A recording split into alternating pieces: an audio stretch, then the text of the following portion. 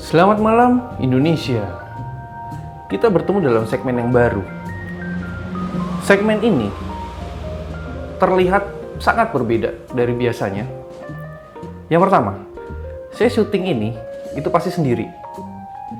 Dan saya syuting segmen ini itu pasti tengah malam.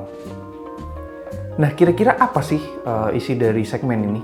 Jadi beberapa bulan yang lalu ya, sudah lama itu saya berpikir konten saya itu terlihat sangat sempurna. Sombong amat. Jadi bahkan ada yang bilang, wih, ini pasti skripnya mateng banget bos.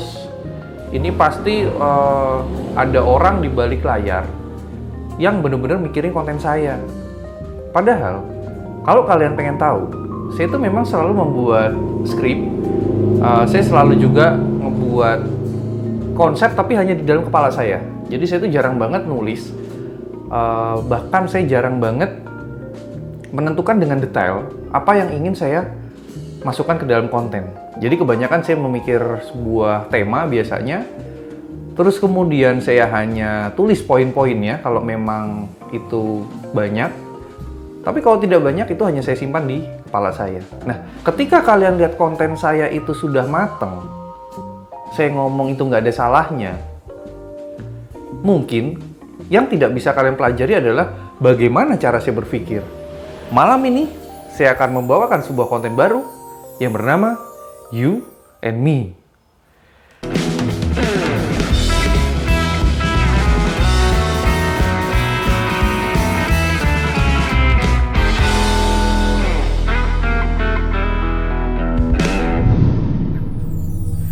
Bertemu dalam segmen yang baru, You and Me.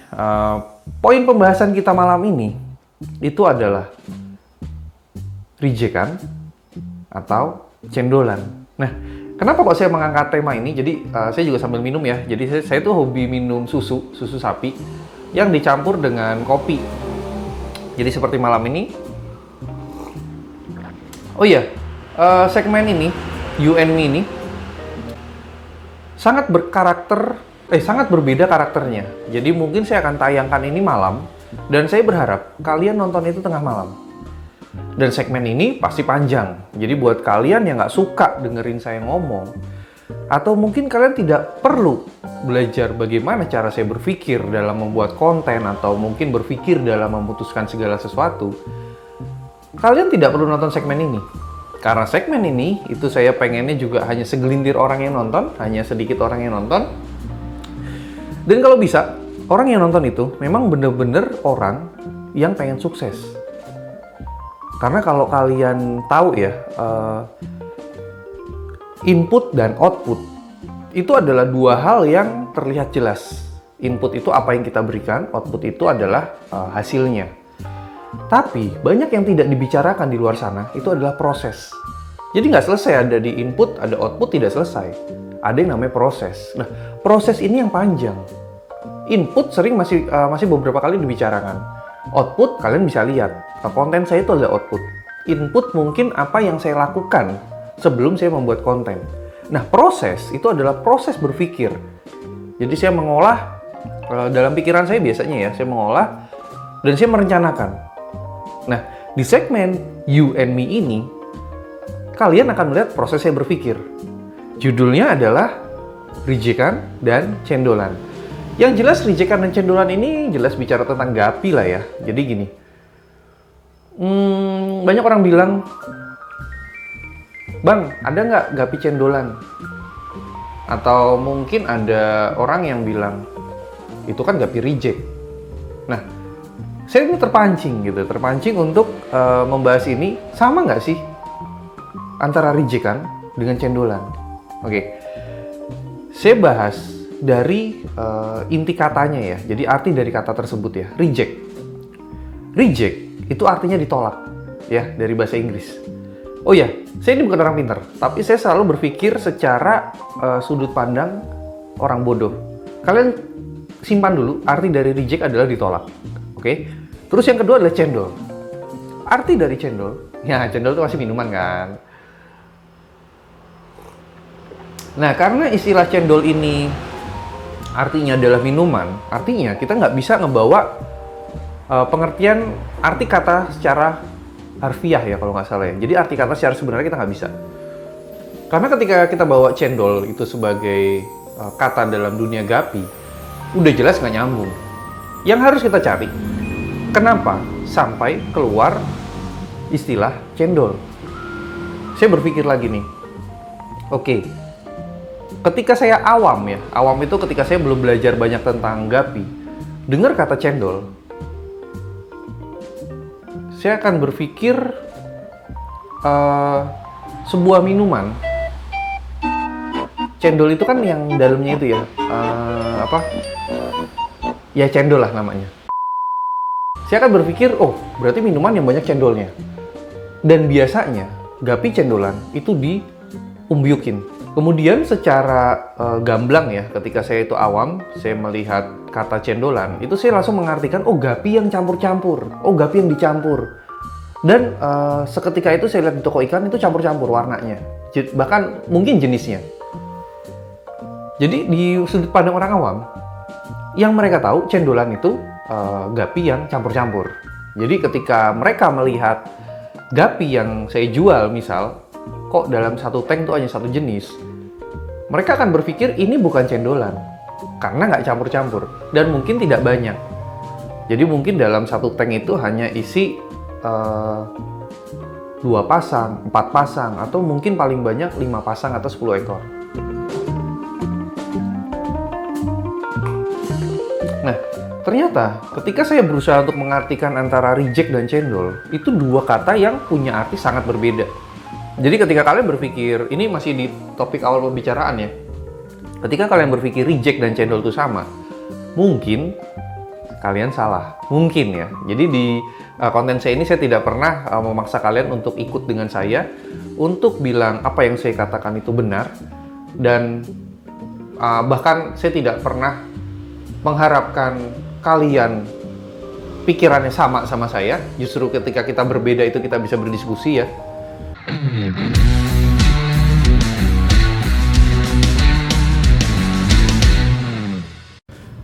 Lanjut, ketika kita tahu secara arti kata itu berbeda, saya akan menelisik lebih dalam lagi. Kita balik ke reject. Karena reject itu artinya ditolak. Saya langsung berpikir gini, ketika saya ternak, ketika saya breeding Gapi, reject yang tahu itu hanya saya. Karena saya breedernya. Kenapa orang lain nggak tahu? Ibarat seperti pabrik. Kalian tahu BS. BS itu adalah barang sortir ya, barang sortiran. Artinya barang yang tidak lolos sortir. Itu disebut dengan barang reject. Oke, pabrik ya. Pertanyaannya, apakah ketika barang reject pabrik itu dikumpulkan dan dijual ke salah satu pihak, pihak tersebut menjual barang tersebut dengan label yang berbeda? Apakah kalian sebagai pembeli tahu bahwa itu adalah reject? Nangkap ya? Oke. Itu yang saya tangkap adalah reject pengertian oleh breeder. Artinya, yang tahu reject itu hanya breeder sendiri. Saya ambil contoh di ikan. Saya adalah orang pertama, mungkin gini, saya bukan orang pertama, tapi saya adalah orang yang dulu banget memperjuangkan Gapi-Gapi yang dianggap oleh breeder lain itu reject. Contoh, bluegrass. Saya ingat di tahun 2016 atau 17 ya, saya agak lupa, mungkin 2017. Saya bermain ke seorang breeder. Saya melihat Gapi berwarna merah dengan form yang sangat bagus.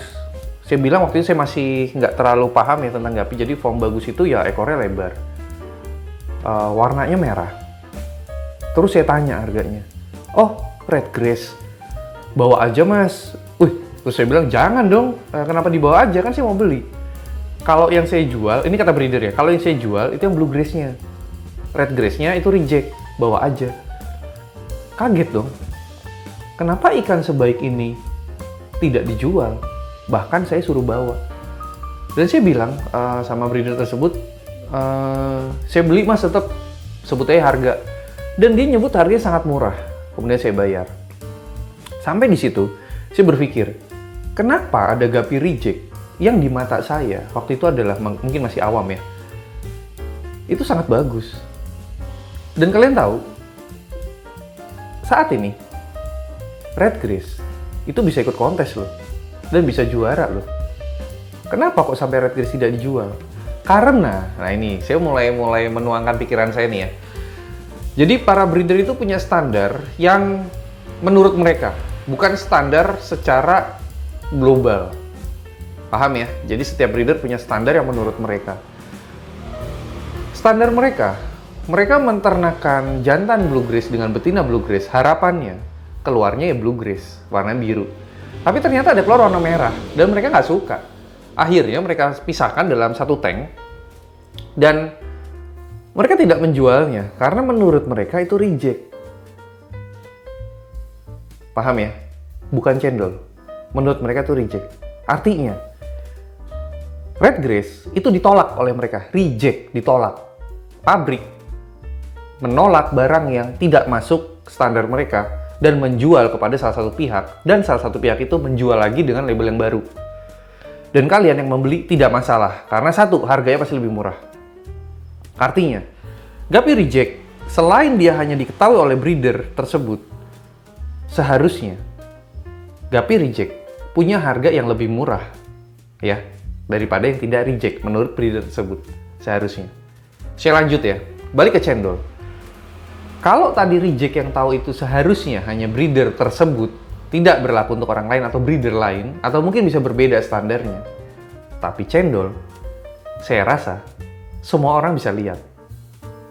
Mulai nangkep ya? Jadi cendolan seharusnya grade-nya di bawah reject. Paham ya? Reject bisa dijual, cendol bisa juga dijual. Nah ini saya mulai menuangkan pikiran saya lagi. Cendol bisa juga dijual, tapi harganya harusnya sangat murah. Dan menurut saya, ketika orang beli Guppy cendolan, itu nggak selalu mereka pengen menternakan. Seandainya mereka beli Guppy cendolan untuk diternakan, yang pasti mereka adalah pemula banget. Artinya, yang penting Guppy-nya beranak, ikannya banyak, warnanya warna-warni.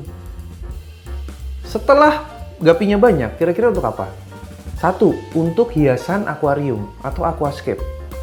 2. Untuk dijual ke pasar hanya jantannya saja.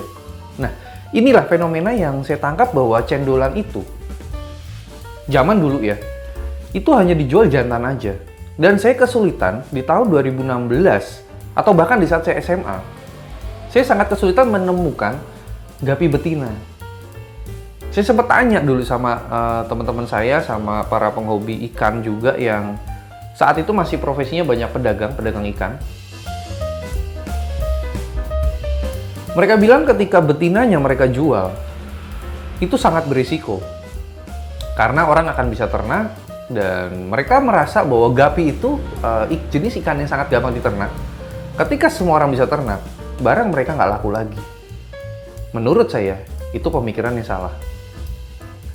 Saat ini, tahun 2020, sudah sangat banyak seller, breeder, petani yang menjual Guppy itu pasangan. Artinya betinanya keluar. Apakah harganya hancur? No. Harganya tidak hancur. Bahkan harganya makin kuat.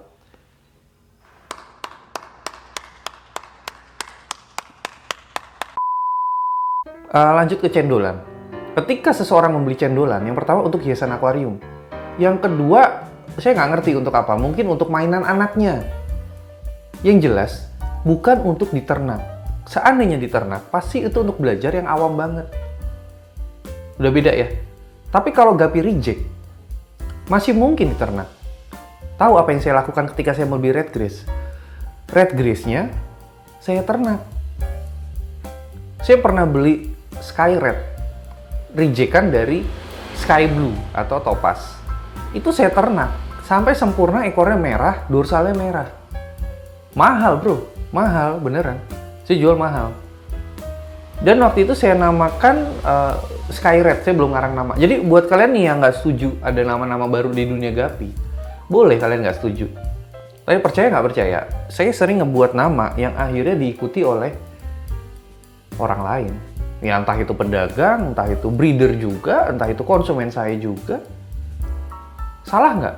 Menurut saya tidak salah, selama saya tidak ngebawa itu ke dalam dunia yang formal. Saya tidak memaksa nama saya itu diakui di kontes. Saya hanya memberikan nama untuk sebuah nilai tambah.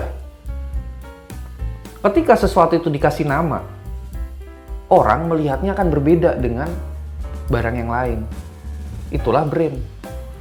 Makanya saya sering cerita tuh ya, hanya internal sih, maksudnya internal tuh di komunitas tertutup saya, atau di talkshow juga saya pernah ngomong kok, bahwa brand tuh ada 3. Product brand, corporate brand, personal brand. Ya mungkin saya nggak akan bahas itu ya, itu lebih ke dunia bisnis nantinya. Jadi kalau ada segelintir orang yang tidak suka ketika saya membuat satu istilah baru, ya itu hak mereka. Tapi yang jelas tujuan saya adalah untuk menaikkan harga Gapi. Saya mungkin cerita sedikit juga, saya sempat masuk ke dunia canang. Dan saya memberikan ikan saya itu nama, bener-bener nama malah. Nama kayak misalkan Cana namanya Kenzo, ada itu di Instagram. Silakan kalian cari. Percaya nggak percaya, si Kenzo diperebutkan orang. Harganya sampai juta. Jenisnya Andrau. Padahal Andrau itu cuma 500.000 ke bawah lah ya. Dia bisa dijual juta. Karena ada namanya dan di branding. Nah itulah produk brand. Ketika kalian tahu bahwa orang beli Gapi cendolan itu bukan untuk diternak, pasti Gapi itu mudah ditemui di pasar. Ya, jadi yang kalian temukan di pasar ada harga 1.000, 2.000, 5.000, jantan aja loh ya. Itu adalah Gapi cendol. Dan saya berpikir lagi lebih dalam. Apa ya ciri-ciri Gapi cendolan lagi? Oke, saya dapat lagi. Gapi cendol ini diternaknya itu massal. Dan setahu saya kan warnanya warna-warni tuh ya. Pasti indukannya juga bukan satu jenis. Jadi selain jadi massal, dia dicampur jenisnya. Jadi artinya secara genetik cendol itu nggak beres. Bukannya nggak beres ya. Genetiknya campur. Beda dengan reject. Gapi reject karena dia arti katanya ditolak dan hanya breeder tersebut punya standar sendiri. Artinya itu sebenarnya genetiknya murni. Genetiknya blue grass, keluar red grass. Murni kan? Dari grass itu nggak mungkin keluar yang seperti cendolan, misalnya keluar warna putih, warna hitam, warna merah, nggak mungkin. Pasti tetap akan coraknya grass, tapi warnanya merah. Oh ya, itu tadi reject di ini. Itu tadi saya baru bicara rejectan di masih dalam satu jenis, jadi blue grass, red grass. Bagaimana kalau rejectannya deform? Ya, deform itu artinya gini, ekornya sobek, atau mungkin bahkan ekornya tidak delta dan dibuang. Itu juga reject.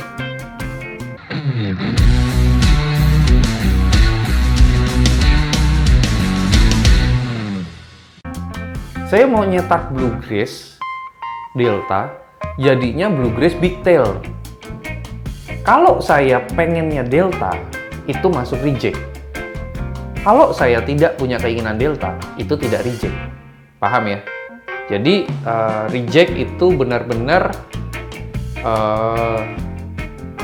dipegang oleh setiap breeder. Standar setiap breeder berbeda. Artinya ada breeder yang tidak menghargai rejectannya, ada breeder yang tidak menganggap itu reject. Ketika blue grass-nya jadi big tail dan di mata awam lebih bagus, pantas nggak itu blue grass dijual murah? Menurut saya tidak. Saya bisa menjual blue grass dengan harga 350.000. Itu bukan tanpa value. Justru konsumen saya itu banyak yang minta lagi blue grass dari saya karena ekornya gede, dorsalnya gede, warnanya biru tetap, coraknya rapat. Dan nilai tambah yang mungkin tidak kalian temukan di blue grass yang lain, daya tahan tubuhnya kuat. Nah itulah, makanya saya bilang, apakah mungkin kita menjual sesuatu dengan harga mahal tanpa value? Nggak mungkin. Tapi kalau saya bilang ikan itu reject dan tidak saya jual, bagaimana orang lain bisa menghargai ikan saya? Mulai nangkep ya? Jadi saya rasa kalau kalian sering menonton channel saya dan terutama segmen You and Me ini, saya rasa kalian akan lebih mudah untuk sukses karena kalian tahu proses saya berpikir. Dan kalau kalian pandai nih ya, kalian tuh bisa melihat kuncinya. Kenapa kok saya berdagang itu mudah sekali? Dalam artian saya bisa menjual harga yang baik dan tetap laku, bahkan yang beli berebut. Sombong amat. Nah itulah sebenarnya ilmu-ilmu dari Gapibis itu banyak yang belum saya share dimanapun. Tapi kalau saya keadaan brainstorming seperti ini, kadang itu keluar dengan sendirinya. Jadi saya rasa kalian yang mendengarkan video ini, tolong teliti. Makanya saya harap kalian mendengar tengah malam, dan kalau bisa menggunakan headset, dan kalau bisa dalam keadaan rileks tapi fokus. Sehingga kalian bisa menangkap tuh hal-hal yang mungkin tidak sengaja saya ucap, atau mungkin kalian bisa menangkap gerak-gerik saya bahwa ini ada ilmu berharga. Tapi ya balik lagi, videonya kan panjang dan saya yakin kalian tidak mungkin nonton 2 kali. Jadi harapan saya ketika kalian nonton pertama kalinya, siapkan kondisi ruangan, suasana yang mendukung lah untuk kalian mendengarkan apa yang saya ucapkan. Dan kalau bisa kita berkomunikasi nanti di kolom komentar. Jadi kalian boleh tanya di kolom komentar. Saya akan balas, yang itu memang pertanyaan bagus ya, potensial untuk dibalas, saya akan balas dan kita akan berdiskusi di sana. Oke, jadi sampai di sini kalian sudah mulai melihat 2 kata yang sebelumnya mungkin disamakan atau dimiripkan, atau bahkan ada orang yang bilang sama, ternyata sangat berbeda. Tapi balik lagi nih kita bicara sudut pandang ya, sudut pandang tuh benar-benar sudut pandang. Apa yang saya bicarakan di sini itu sudut pandang saya, tapi mungkin di luar sana itu ada orang yang ngebahas tema ini juga dari sudut pandang mereka. Mereka mau bilang sama, ya itu hak mereka. Pasti mereka punya pemikiran. Jadi setelah nonton video ini sampai akhir, kalian mendapat sesuatu yang cerah. Reject itu bukan cendolan. Cendolan diperuntukkan untuk pemula dan bukan untuk di-breed. Harganya sangat murah. Kadang tidak ada betinanya. Reject keluar dari hasil breeding yang tidak diinginkan oleh breeder lain, tapi bisa dinilai mahal oleh orang lain, dan bahkan bisa di-breeding untuk distabilkan atau diperbaiki. Sampai di sini dulu obrolan kita, dan sudah cukup panjang ya kayaknya. Terima kasih buat kalian yang sudah menonton video kali ini. Saya rasa kalian menjadi cerah, tidak hanya cerdas, tapi kalian menjadi terang, dan kalian bisa berpikir seperti saya untuk menghasilkan sebuah output yang akan berguna buat kalian sendiri. Selamat malam, maju terus Indonesia!